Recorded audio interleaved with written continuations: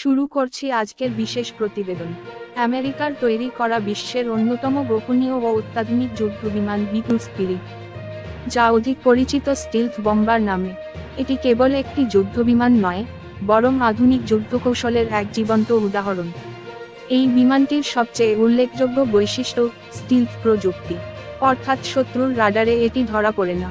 এর নকশা এমনভাবে তৈরি করা হয়েছে যেন এটি আকাশে মিলিয়ে যায়, যুদ্ধক্ষেত্রে যেন এক ছায়ার মতো হাজির হয়, আর টার্গেট ধ্বংস করে অদৃশ্য হয়ে যায়। নর্থ্রপ গ্রামান কোম্পানির তৈরি এই বিমানের প্রতিটি ইউনিটের দাম প্রায় $2 বিলিয়ন। এটি বিশ্বের সবচেয়ে ব্যয়বহুল এবং শক্তিশালী বম্বার প্লেনগুলোর একটি।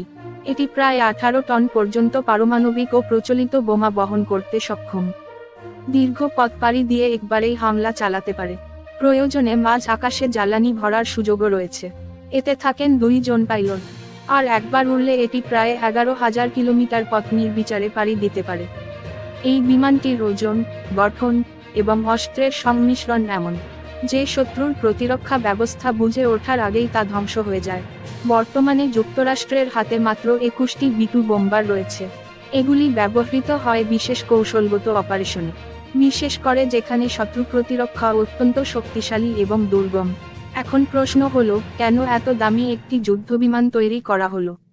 বিশেষজ্ঞরা বলছেন, এটি কেবল যুদ্ধের জন্য নয়, বরং প্রতিরোধ নীতি বা ডিটারেন্স পলিসি বাস্তবায়নে গুরুত্বপূর্ণ। অর্থাৎ এর উপস্থিতি নিজেই শত্রুকে ভাবিয়ে তোলে, যদি হামলা করি তাহলে আমরাও টিকে থাকতে পারবো না।